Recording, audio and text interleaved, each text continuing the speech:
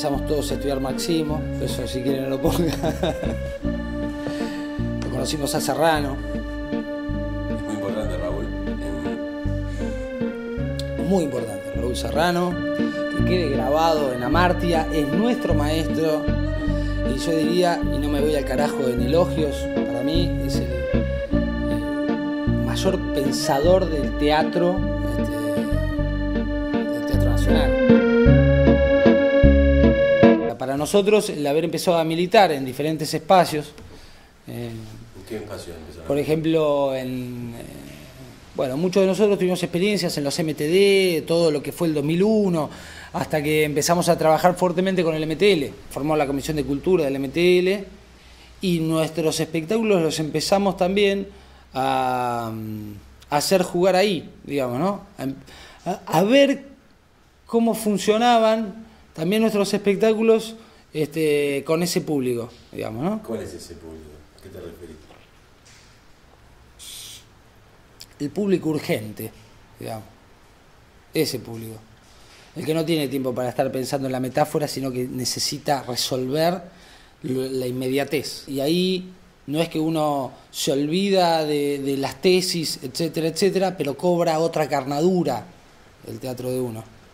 Se vuelve más vivo, más necesario, más que deja de pensar en las onceras. Nosotros nos paramos desde la idea de, digamos, creemos en el arte como una herramienta de transformación social. Ahora vos me decís, bueno, ¿y esa frase qué quiere decir? ¿No? Es como muy general. Y lo nuestro métier es muy específico. Vos decís, ¿cómo vas a cambiar el mundo con el teatro? Bueno, no, vayamos de poco. Pensando, digamos, que lo específico tiene que estar bien hecho, muy bien hecho. Tiene que haber muy buenos actores, tiene que el texto cada vez ser mejor, tiene que estar bien iluminado, bien desarrollado el trabajo, digamos, ¿no? El espectáculo tiene que tener un peso en sí mismo, digamos. Entonces, bueno, podemos por lo pronto corrernos de una discusión estética, digamos. Podemos corrernos de comentarios que digan qué bien este actor, qué mal este actor, y podemos entrar en otro territorio, que es discutir, ¿vos qué pensás de esto? Claro. Digamos, ¿no? Del fondo de la cosa, no de la forma, ¿qué pensás de esto? Uno intenta dialogar con la mayor cantidad de gente posible, uno intenta que su teatro pueda llegar a la mayor cantidad de gente posible, que no significa simplificar el lenguaje, ¿no? Significa por lo pronto pensar el sujeto con el cual vas a dialogar, con el cual vas a aprender también, ¿no? Es un diálogo, no es el mundo es así, ¿no? Una bajada didáctica unidireccional. En todo caso, el aprendizaje, o lo que también nosotros hablamos siempre del teatro didáctico, que lo ponemos, también nos paramos de ese lugar y hacemos el elogio al teatro didáctico o lo didáctico que pueda tener el teatro, ¿no? Si ese diálogo se produce, nosotros ya estamos dando el paso, digamos. ¿No? Nuestro teatro empieza a cobrar un sentido, por lo pronto, dialogar con alguien. Ese ya es un hecho transformador. Desde ese lugar también estás transformando. Desde ese lugar también estás construyendo una subjetividad. Vayamos desde esos lugares. De ahí a discutir la macropolítica, digo. Pero en todo caso, desde lo específico, creer en la herramienta como una transformación social es una praxis, digamos, ¿no? Es un deseo, es una vocación, es una voluntad, ¿no? Es una actitud.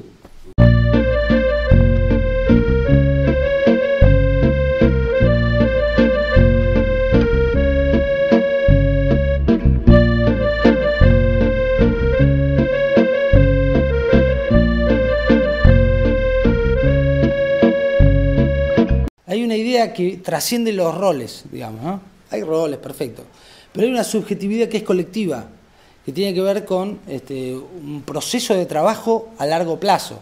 Es una estética del trabajo colectivo. Siempre hablábamos nosotros de el modo de producción es parte del lenguaje, no es una cosa disociada. Vos vas a ver un teatro de un elenco profesional, sabés que ensayó 2 meses y se ve. O si vas a ver un elenco de un teatro comercial, vos sabés cómo está producido, digamos, ¿no? Cuando lo ves. Nosotros defendemos mucho la idea de lo independiente como esto que te decía, ¿no? Es una definición política, sí, lo independiente. Nosotros la queremos revalidar permanentemente, primero que existe, y hay mucha producción de teatro independiente, hay muchos grupos de teatro independiente en Capital y en el interior del país, que sigue con una gran tradición del teatro independiente, de una gran tradición de producir de esa manera. Lógicamente que los 90, la postdictadura primero, ¿no? La dictadura, todo lo que vino después, y todo alentó para desarticular las organizaciones, incluso los teatros independientes. Gente que se paraba y se asociaba para producir el acontecimiento teatral, digamos, ¿no?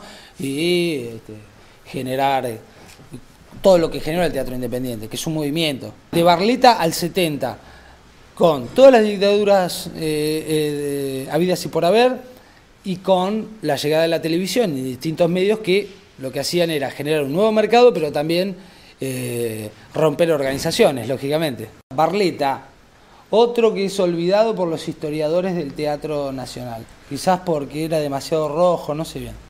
Todo, ¿no?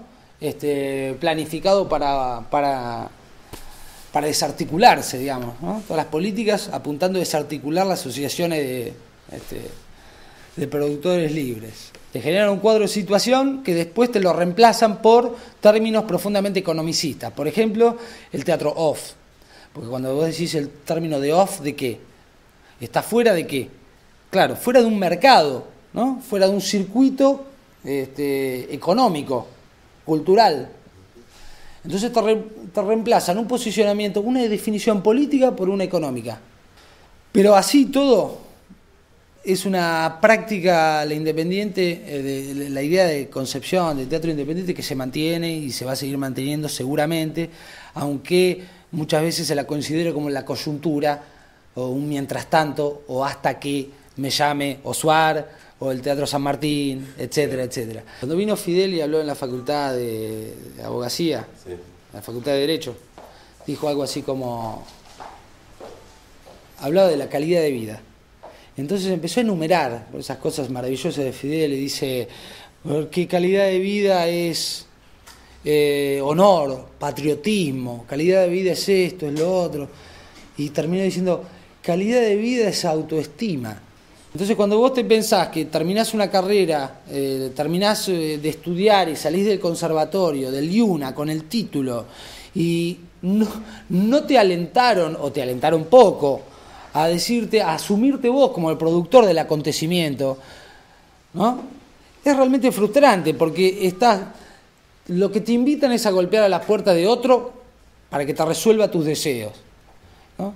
Y no alentarte a, loco, empezá a hacer, después ve, juntate, asociate con con el otro, empiecen a probar, empiecen a hacer cosas, podemos hacerlo, podemos organizarnos, podemos conseguir subsidios, toda esa concepción del trabajo. Y en ese sentido, cuando uno piensa decir, bueno, pero ¿y cómo? Y no, para pensar lo artístico, lo cultural, bueno, no hay recetas mágicas, pero sí uno tiene una intuición que tiene que ver con la asociación, ¿no?, de un montón y de un conjunto de colectivos productores de arte, de cultura, de múltiples disciplinas, digamos, ¿no?, como Amartya, por ejemplo, para entrar en ese territorio, ¿no?, en esas discusiones.